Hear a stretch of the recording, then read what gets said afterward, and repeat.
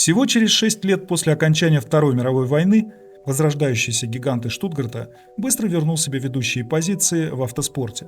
Еще недавно казалось, что добиться возвращения прежних успехов было маловероятной целью. Кроме того, на европейских трассах доминировали спортивные модели Jaguar и Ferrari.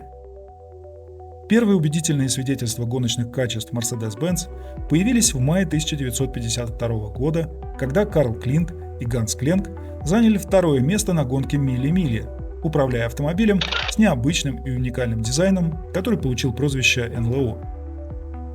Прототип с индексом 194 использовал элементы, заимствованные у серийных моделей, а его легкий вес и отличная аэродинамика обеспечивали ему эффективность на гоночной трассе. А начиналось все с того, что в 1951 году Mercedes-Benz принял стратегическое решение о возвращении в мир автоспорта. Однако компании не хватало ресурсов, чтобы сразу нацелиться на гонки больших гран-при, или иными словами Формулы-1, как это было в блестящие 30-е. Вместо этого было решено сосредоточиться на подготовке спортивных автомобилей в менее масштабных дисциплинах. Для этого у компании был выдающийся немецкий инженер и конструктор британского происхождения Рудольф Uhlenhaut, который приложил руку к гоночным болидам довоенной эпохи и даже показывал отличные результаты в скорости на соревнованиях вместе с гонщиками заводской команды. Однако он был слишком ценен для компании, чтобы рисковать его жизнью, и фактически оказавшись запертым в конструкторском бюро, он стал автором нового спортивного автомобиля. Uhlenhaut разработал легкую, всего 82 кг, и в то же время жесткую на кручение трубчатую раму, установленную на шасси с полностью независимой подвеской. Основным акцентом внешнего облика стала ультраобтекаемая форма кузова, которая значительно снижала воздушное сопротивление и улучшала аэродинамические характеристики. Ярким элементом дизайна стали двери, открывающиеся вверх, обусловленные пространственной рамой, увеличивающей жесткость кузова. Для достижения максимальной производительности Uhlenhaut позаимствовал рядный 3-литровый 115-сильный двигатель с верхним расположением распредвала, который использовался в седане 300 Adenauer, за разработкой которого стоял он сам. У Adenauer также были заимствованы трансмиссия и элементы подвески. Всего было построено 10 спортивных автомобилей, получившие внутренний индекс 194 и обозначение 300 SL. Аббревиатура SL расшифровывалась как Sport und Licht – спортивный и легкий. А цифра 300 указывала на округленный объем 3-литрового двигателя. На бумаге с мощностью около 170 лошадиных сил первый спорткар Mercedes-Benz казался не слишком грозным соперником. Однако продуманная аэродинамика и впечатляющая надежность компенсировали этот недостаток. Заявленная максимальная скорость свыше 250 км в час оказалась не пустым обещанием. После успеха на мили-мили Mercedes одержал убедительную победу, заняв 3 первых места в гонке поддержки Гран-при Швейцарии в Берне.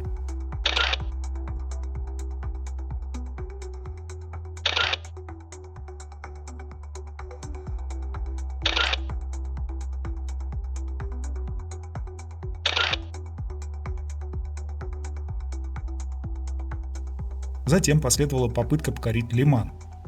Вернувшись к гонке на выносливость после 22-летнего перерыва, в июне 1952 года немцы столкнулись с сильными конкурентами – Jaguar, Ferrari, Lancia и Каннингем. Лидировал Пьер Левек на Тальбо-Лаго, но он сошел с дистанции за час до финиша, открыв Mercedes путь к победе.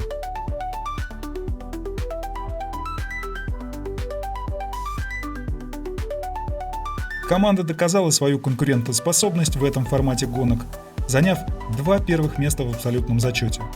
Победили Герман Ланг и Фриц Рис. Второе место досталось Тео Хельфрику и Хельмуту Нидермайеру. Карл Клинк и Ганс Кленк сошлись из-за проблем с электрооборудованием через 9 часов после старта. Однако, забегая немного вперед, скажем, что и их успех был уже не за горами. В августе на Нюрбург-Ринге 194-й подтвердил свое превосходство, заняв 4 первых места в абсолютном зачете.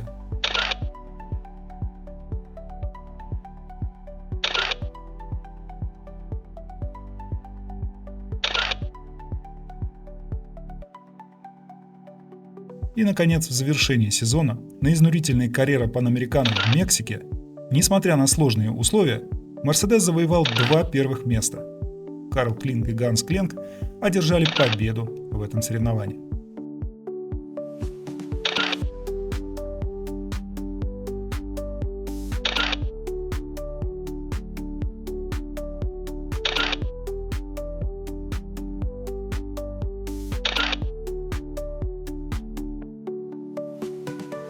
Уже зимой под руководством Рудольфа Уллинхаута была разработана улучшенная версия 194-го, более компактная и такая же легкая, но теперь с системой впрыска топлива и коробка передач, расположенной сзади, по схеме Transaxle.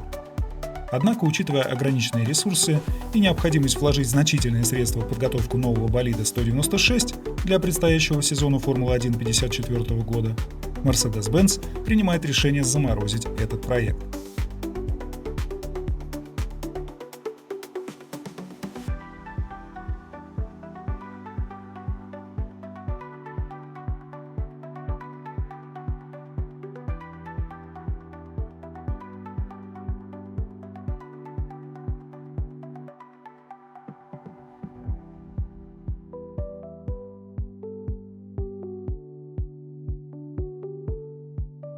На этом история могла бы завершиться, если бы не вмешательство известного дилера с восточного побережья США, о котором мы уже не раз рассказывали в наших видео – Макса Хоффмана. Учитывая недавние успехи Mercedes-Benz в автоспорте, он предположил, что спортивный имидж марки повысит ее привлекательность на североамериканском рынке. В 1953 году он запросил один из 194-х для рекламных мероприятий, включая участие в параде во время гоночного уикенда в Бриджхэмптоне, Лонг-Айленд. Позитивная реакция публики побудила Хоффмана немедленно обратиться к Mercedes с просьбой о выпуске дорожной версии. Благодаря своим выдающимся достижениям в деле продаж автомобилей, Хоффман имел тесные связи с руководством многих европейских автопроизводителей и мог существенно влиять на их стратегические решения, поскольку американский рынок представлял собой огромный потенциал для всех партнеров. Совет директоров Daimler-Benz не стал исключением. Хоффман верил в существование спроса на гражданскую версию 194-го и хорошо понимал потребности потенциальных покупателей. Несмотря на первоначальный скептицизм руководства концерна, его заказ на 400 или 500 экземпляров обеспечил проекту зеленый свет. В зависимости от источников эти цифры разнятся. По некоторым данным и вовсе упоминается о заказе в 1000 автомобилей. Заметим, что благодаря прозорливости Хоффмана позже на североамериканский рынок поступили такие культовые модели, как Porsche 356 Speedster в 1955 и BMW 507 в 1956.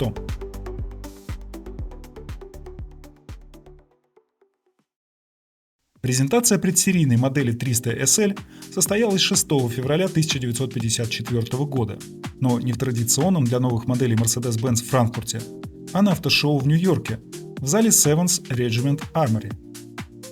Это был проект с колоссальным риском. Некоторые историки-журналисты подсчитали, что до Второй мировой войны немецкая компания продала американцам всего лишь 41 автомобиль. Продолжая идеи 194-го, футуристичный внешний вид 300 SL по-прежнему поражал воображение посетителей выставки. Решетка радиатора сохранила огромную трехлучевую звезду, однако претерпела значительные изменения, представляя собой широкий воздухозаборник. В сочетании с улучшенными вентиляционными отверстиями на боковинах эти новшества значительно повысили прохождение воздушного потока под капотом, решая проблему перегрева, которая нередко вызывала опасения у инженеров спортивного 194-го. Появились бамперы, фары были немного приподняты и сдвинуты вперед. Боковые панели стали заметно более округлыми, а над колесными арками появилось эффектное оформление в виде стрел. За большинство этих деталей отвечал Фридрих Гейгер, работавший под руководством Вальтера Хеккера.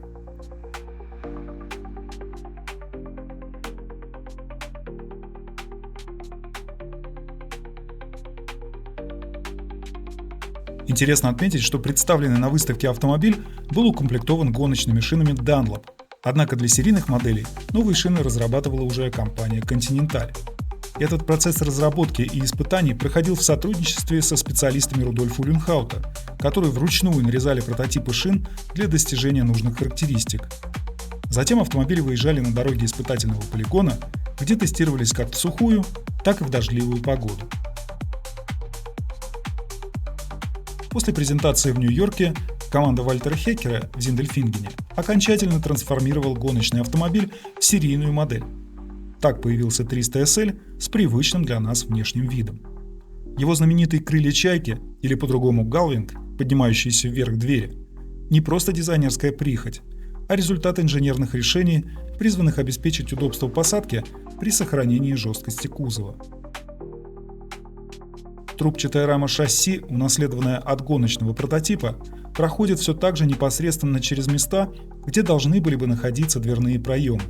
Такое конструктивное решение обеспечивает высокую жесткость кузова, положительно влияя на управляемость и безопасность. Поэтому двери пришлось располагать значительно выше, чем обычно, и разработать специальный подъемный механизм для удобства использования. Двери также стали шире и длиннее, чем у гоночных предшественников. Перед запуском в производство конструкция дверей Галвинг претерпела 3 изменения. Первый прототип имел ручку с отверстием для захвата пальцами.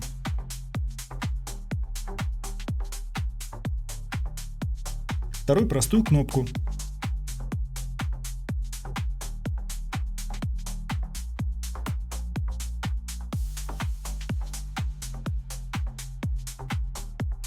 А серийная версия — выдвижную плоскую ручку, активируемую нажатием большого пальца.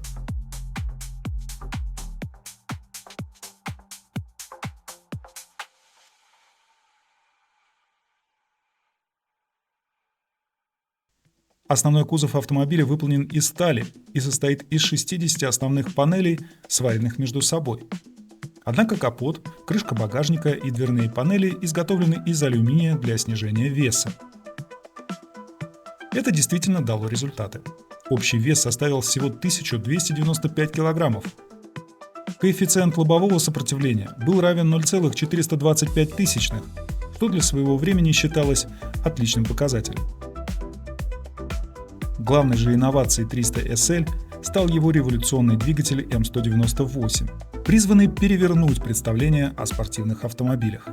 Инженеры Mercedes-Benz, отказавшись от тройных карбюраторов Solex, совместно с Bosch разработали новаторскую систему механического прямого впрыска топлива, вдохновленную авиационной технологией, и новую головку блока цилиндров. Подобная система оказалась применена впервые на серийном автомобиле. Разработка базировалась на рядной шестерке с чугунным блоком, которая одновременно сохраняла преемственность с 194-й моделью и открывала новые горизонты для производительности. Серьезной задачей стало размещение относительно высокого двигателя от лимузина под капотом спортивного автомобиля с низким профилем. Решение нашлось в применении системы сухого картера и наклоне двигателя на 50 градусов. Это, в свою очередь, потребовало создания крупного впускного коллектора, занимавшего значительную часть подкапотного пространства.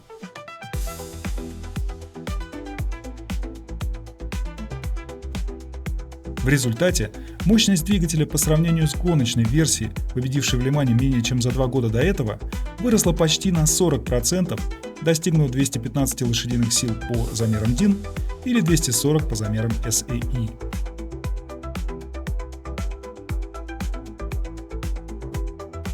На той же выставке, когда Mercedes показал предсерийную версию, было заявлено о беспрецедентной для серийных автомобилей максимальной скорости – 163 мили в час, около 262 км в час, поразив посетителей не меньше, чем дизайном самого автомобиля.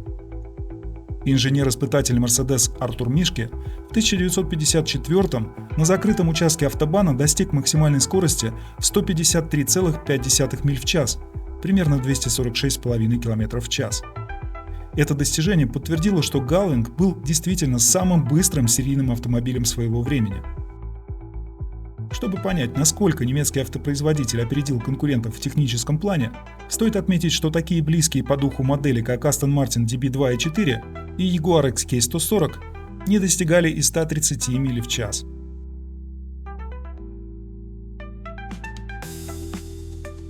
Однако в такой большой бочке меда нашлась таки небольшая ложка дегтя. Во время летних испытаний на перевале Глосс-Глукнер выяснилось, что автомобиль с механическим впрыском топлива испытывал трудности с повторным запуском. Для решения проблемы в стандартную комплектацию добавили электрический топливный насос с переключателем на приборной панели. Двигатель запускался на механическом насосе, но для интенсивной езды в жару рекомендовалось использовать электрический. А еще с двигателем 300SL связан интересный факт. Поскольку продажи спорткара изначально были нацелены на североамериканский рынок, где покупатели считались одними из самых требовательных, руководство немецкой компании опасалось, что их инновационные инженерные решения в двигателе могут обернуться для Mercedes значительными проблемами, если не будут тщательно протестированы перед отгрузкой автомобилей. В результате каждый из двигателей проходил стендовые испытания на заводе в течение 24 часов, включая обязательные 4 часа работы на полной нагрузке. Затем его разбирали, производили замеры, после чего собирали заново. В противовес футуристической конструкции и впечатляющей скорости Галвинг был оснащен барабанными тормозами. Однако, как показала практика, огромные барабаны Alfin справлялись со своей задачей блестяще, обеспечивая высокую эффективность замедления даже с высоких скоростей.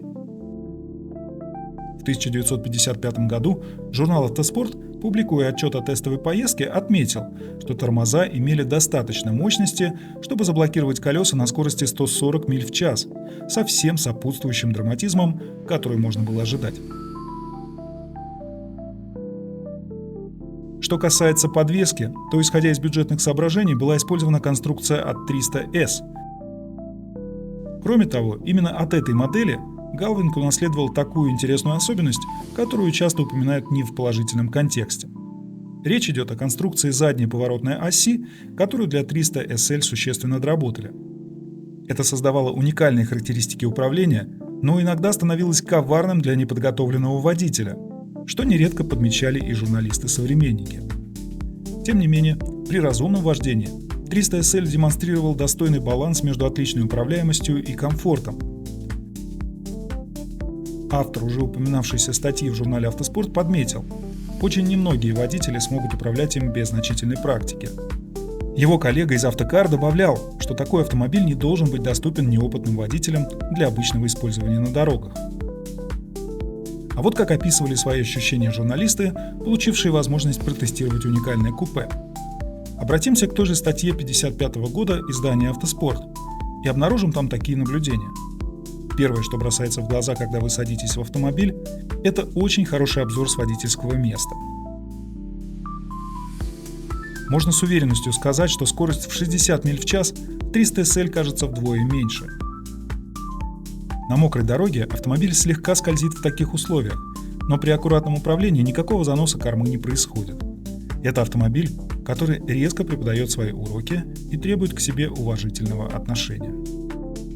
Я закончил быструю поездку в Челтенхэм и обратно без усталости, но с некоторым чувством напряжения. Добиться его производительности можно легко, но в то же время кажется, что работать приходится, не покладая рук. Давайте представим, что же можно было поставить в один ряд с 300SL в той же Германии.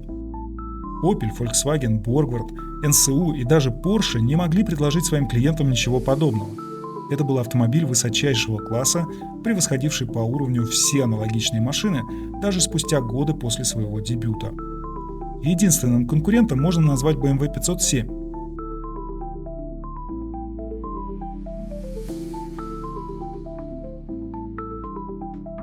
Стоимость 300SL составляла 29 тысяч марок в Германии, 10 950 долларов в США и 4796 фунтов стерлингов в Великобритании, делая его доступным лишь очень состоятельным людям. Среди владельцев были такие знаменитости, как Кларк Гейбл, Брикс Каннингем, Али Хан и Софи Лорен. Автомобиль Софи Лорен стоил 5 миллионов 400 тысяч итальянских лир, что при средней зарплате итальянцев 45 тысяч лир в месяц теоретически позволяло бы приобрести его за 10 лет, не учитывая инфляцию и прочие факторы. В таком случае можно было бы купить либо Галвинг, либо большую квартиру в центре Рима.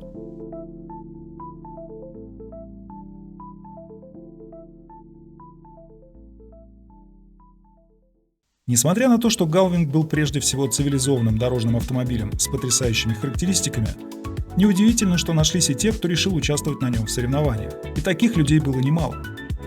Все знают результаты гонки Мили-Мили, состоявшейся в мае 1955 года, когда Стирлинг Мосс, Деннис Дженкинсон на болиде Mercedes 300 SLR под номером 722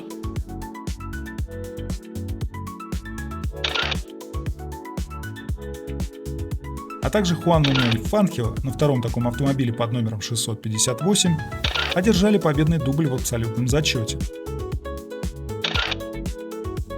Однако менее известен тот факт, что адаптированные для соревнований дорожные 300 SL заняли первые 3 места в своем классе. В абсолютном зачете, который включал 279 финишировавших машин, они расположились на 5, 7 и 10 местах соответственно. При этом всего в гонке стартовало 534 участника. Интересно, что Мосс и Дженкинсон использовали именно Галвинг для подготовки к гонке и изучения трассы. В следующем году Стирлинг Мосс финишировал вторым на гонке Тур де Франс на том же Галвинг.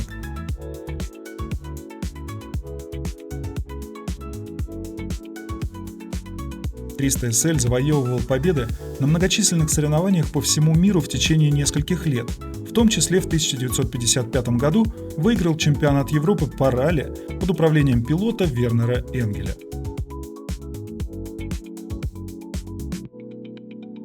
А теперь давайте заглянем в современные издания и посмотрим, какие интересные детали от 300 SL можно в них найти. Вот как журнал Classic and Sports Car в одной из своих статей описывает процесс посадки в салон. Это очень неординарное занятие. Сначала ваша правая нога перебирается через широкий порог, затем вы опускаетесь на набитую конским волосом подушку сиденья и, наконец, перекидываете левую ногу в уютный и стильный кокпит. Нередко этот процесс сравнивали с посадкой в современные прототипы Лимана. В том же журнале Classic and Sports Car были опубликованы мнения авторитетных экспертов о модели Галвинг. В частности, шеф-дизайнер Mercedes-Benz Гордон Вагенер назвал 300 SL воплощением дизайна неподвластного времени. Со слов Вагенера, его включают в десятку лучших не только я. Он по-прежнему служит источником вдохновения для многих современных моделей. Например, AMG GT, в котором длинный капот с вертикальной решеткой радиатора, длинная колесная база и короткие свесы формируют совершенный спортивный силуэт. Интересно мнение о Галвинге легендарного инженера и создателя суперкара Макларен F1, а также основателя собственного конструкторского бюро GMA Гордона Мюррея. С его слов, этот автомобиль был самым передовым дорожным транспортным средством своего времени с великолепным дизайном, но конструкция оставляла желать лучшего. Он отметил, что при проектировании предпочел бы другую заднюю подвеску, например, Дедион или полностью независимую, поскольку поворотный механизм задней оси не является оптимальным решением. Кроме того, Мюррей указал на необходимость улучшения развесовки путем изменения расположения топливного бака. Однако он высоко оценил пространственную раму, легкий вес и аэродинамику автомобиля, которые способствовали SL стать настоящей классикой на многие годы вперед. Также Мюррей подчеркнул сходство между 300 SL и Макларен F1. Оба они были самыми быстрыми в своей эпохе, отличались легкой конструкцией, использовали передовые технологии шасси и, конечно же, эффектные двери.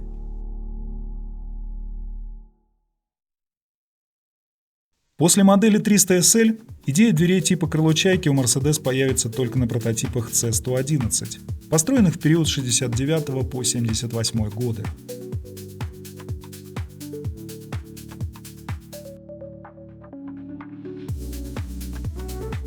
Появление такой конструкции в серийной модели SLS AMG пришлось ждать еще 30 лет.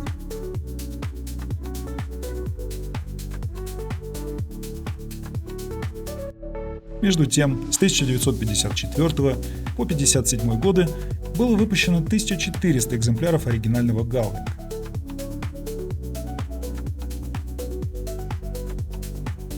В 1955 и 1956 годах 29 из них были построены по спецзаказу для гонок, с кузовами, полностью выполненными из алюминия, что позволило снизить массу на 80 килограммов.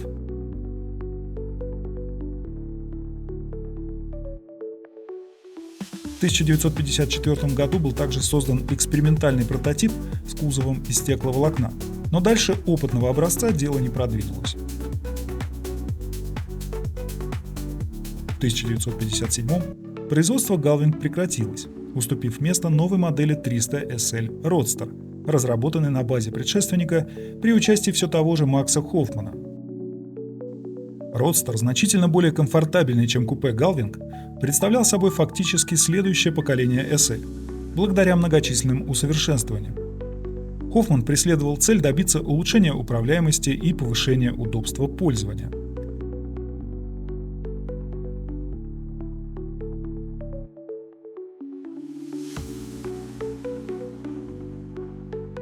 Трубчатый пространственный каркас остался, но крылья «Чайки» ушли в прошлое. Распашные двери решили проблему доступа в салон, а усовершенствованная задняя подвеска повысила градус дружелюбности автомобиля к водителю.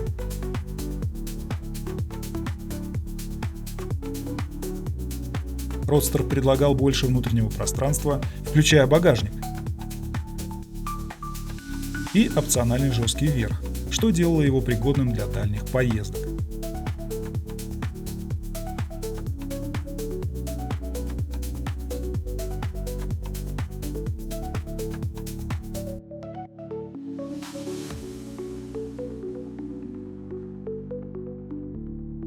Кроме всего прочего, Хоффман рассчитывал на то, что Родстер должен был стать связующим звеном, способствующим продажам более доступного 190 SL, появившегося в 1955 году.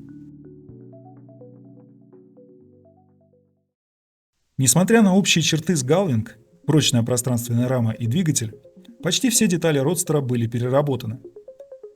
Внешнее сходство обманчиво, даже трехлучевая звезда на решетке радиатора имела уникальный дизайн. Вместо круглых фар появились вертикальные блоки, причем у европейской и американской версии их сегменты отличались друг от друга.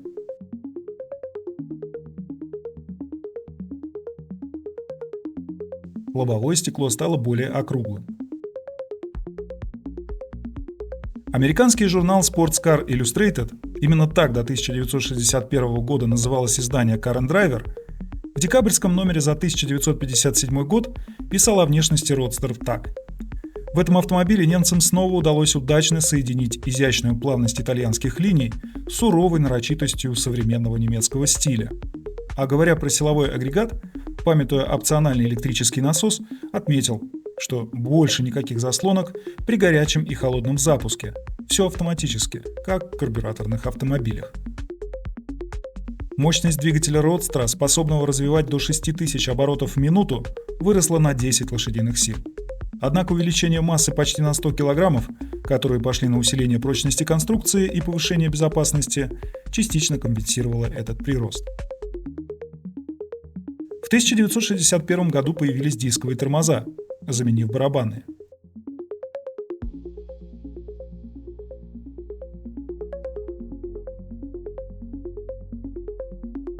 В уже упоминавшемся обзоре Sports Cars Illustrated Родстер описывался как сочетание комфорта, роскоши, невероятной мощности и великолепной управляемости. Авторы наслаждались вождением, отмечая исключительную работу независимой подвески, легко справлявшейся с любым дорожным покрытием, даже на высокой скорости. Журнал назвал его бесспорной современной классикой. Цифры теста были по-прежнему впечатляющими. Родстер разгонялся до 60 миль в час за 7,8 секунд и достигал максимальной скорости в 124 мили в час, примерно 200 км в час. А издание Road & Track на своих испытаниях зафиксировал даже еще лучший результат разгона – 7,6 секунды. Хоффман продал около 1400 экземпляров Родстера, которые по-прежнему пользовались большим спросом у состоятельных покупателей, включая таких звезд, как Тони Кертиса и Глена Форда.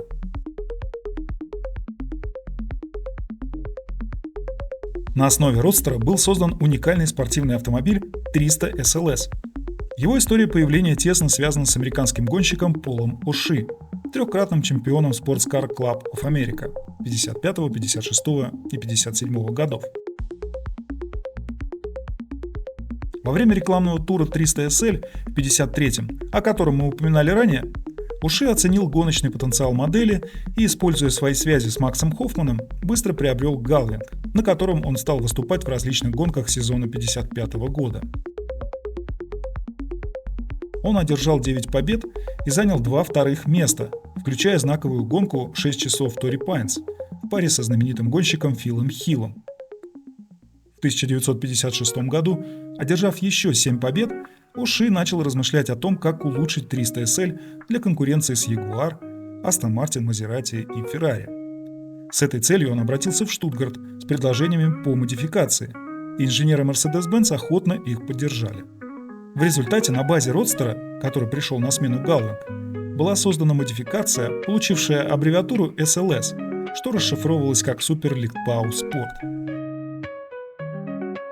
Она отличалась перенастроенной подвеской для повышения управляемости и стабильности, увеличенной мощностью двигателя с 215 до 235 лошадиных сил, алюминиевым впускным коллектором, сдвоенными боковыми выхлопными трубами и кузовом из легкого сплава.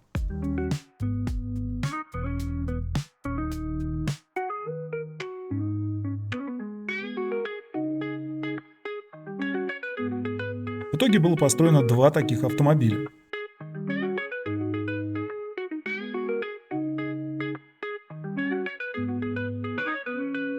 Отличительными особенностями SLS оказались отсутствие бамперов, необычная форма верхней части кокпита с воздухозаборником, низкое ветровое стекло гоночного типа и дуга защиты от опрокидывания за сиденьем водителя. В 1957 году стандартный 300 SL Roadster не успел пройти homologацию для участия в SCCA в категории серийных машин, поскольку до начала сезона было выпущено менее 150 единиц. Поэтому после многочисленных тестов на Хоккенхайм-ринге в начале апреля 1957-го вместе с 5 двигателями из сплава в Нью-Йорк отправили 2 болида 300 SLS. Уши был заявлен в категории спортивных автомобилей D-Modified. В течение всего сезона инженер из Штутгарта Виктор Гросс находился в США, оказывая поддержку и следя за состоянием автомобилей. Уши принял участие в 22 гонках и набрал 11 400 очков, что стало наивысшим результатом среди гонщиков чемпионата SCCA в 1957 году. Он 3-й раз подряд стал чемпионом США по спортивным автомобилям. Однако на этом яркая история автоспортивных успехов SLS неожиданно обрывается. Все помнят, что после трагедии в Лимане 1955 года Mercedes-Benz принял решение уйти из больших гонок, и вскоре после успеха Уши оба SLS исчезли с радаров спортивных соревнований без заводской поддержки.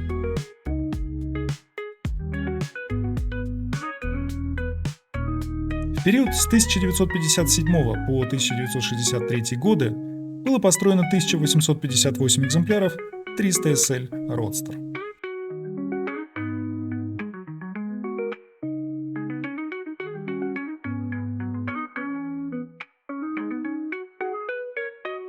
В 2024 году исполнилось 70 лет с момента появления харизматичного автомобиля 300 SL. В контексте современных реалий наиболее ценным для поклонников автомобильной классики остается Галвинг, что подтверждают текущие тенденции на рынке.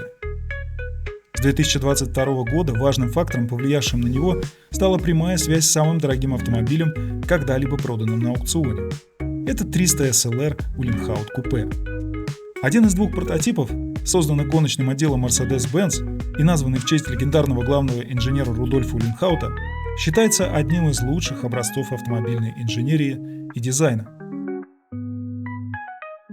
Долгое время он хранился в музее Mercedes-Benz в Штутгарте и был продан на частном аукционе Sotheby's в мае 2022 года за впечатляющие $143 миллиона.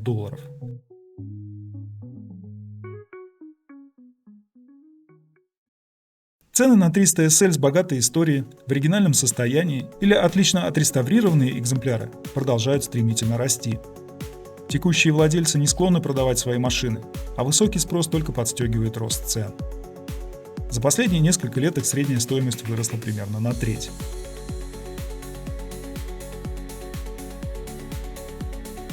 Если говорить о Roadster, то самым дорогим экземпляром за последние годы стал вот этот автомобиль, проданный в августе 2021 года аукционным домом Gooding & Company. Произведенный одним из последних в 1963-м, его ожидаемая цена составляла $2–2,5 миллиона. Однако результаты аукциона удивили всех. Автомобиль был продан за $3,085,000. Что касается Галвинг, то для стандартного автомобиля с остальным кузовом рекордная сумма составила $3,410,000. Этот автомобиль, находившийся в конкурсном состоянии и выпущенный в 1956 году, был продан на аукционе Барретт Джексон в Скоттсдейле в январе 2024 года. Настоящий святой Грааль для любого потенциального покупателя – одно из 29 купе с легкосплавным кузовом. Самый дорогой подобный автомобиль был продан на торгах Сотбис в аризонском Фениксе в январе 2022 года за $6,825,000. И здесь мы переходим к причине, по которой вышел сегодняшний выпуск Автоархивов. Начнем с того, что американский коллекционер из Лос-Анджелеса Руди Кляйн с 1967 года на протяжении многих лет формировал оригинальную коллекцию автомобильных редкостей на своей свалке в южной части города. Среди экспонатов были не только многочисленные Porsche, Maserati и Mercedes-Benz, ожидающие реставрации, но и кузова, а иногда даже остовы в далеко не лучшем состоянии.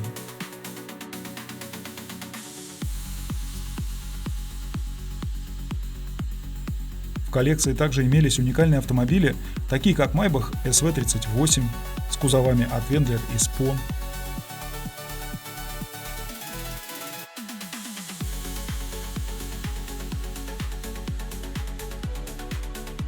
прототипы изогрифа от Riel Spider и Enceuro 80 2 порта плюс 2 от Pininfarina.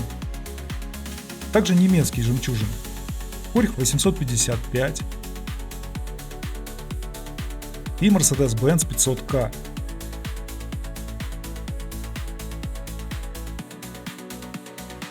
А также 3 особенно ценных Lamborghini Miura, которые ранее считались утерянными. 2 ранние модели P400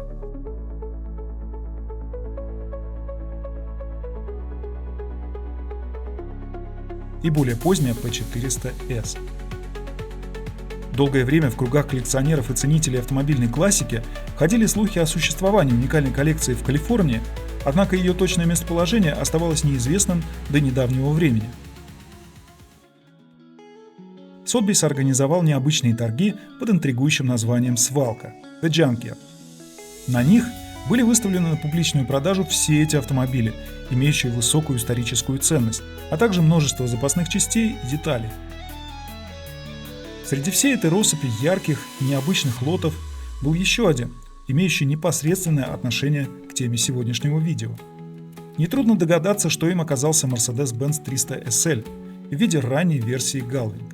Но и это еще не все. Эта модель представляет собой востребованную коллекционерами дорожную версию гоночного автомобиля с облегченным алюминиевым кузовом, которая была выпущена, напомним еще раз, в количестве всего лишь 29 единиц. Экземпляр, долгое время хранившийся на свалке Руди Кляйна, является 26-м произведенным по счету купе. Изначально окрашенный в черный цвет, он был доставлен Луиджи Кинетти, известному гонщику, владельцу команды Nard и влиятельному дилеру Ferrari в Северной Америке. Следовало бы предположить, что машину продал Кинетти Макс Хоффман, но на самом деле было все иначе. С завода купе отправилось в Милан, к местному дилеру Сапарити, который и передал спорткар Луиджи Кинетти. В 1977 году Галвинг с пробегом чуть более 73 тысяч километров попал к Руди Кляйну и с тех пор размещался на одном из его центральных складов среди других ценных автомобилей. По словам Руди, 300 SL никогда не выезжал на дороге и до сих пор сохраняет оригинальное заводское состояние. Однако за время хранения владелец немного разукомплектовал автомобиль, продав бамперы, рукоятку переключения передач, набор инструментов и запасное колесо. К тому же в какой-то момент, маневрируя на погрузчике, он зацепил заднюю часть автомобиля и оставил на нем вмятину. Этот практически забытый автомобиль, который был спрятан от посторонних глаз на протяжении почти 50 лет, единственный нереставрированный из 29 облегченных 300 SL.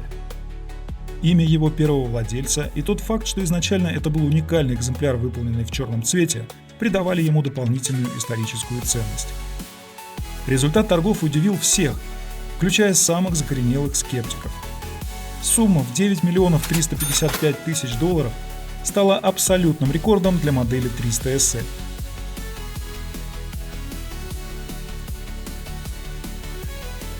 А на сегодня это все. Спасибо, что листаете автоархивы. До встречи.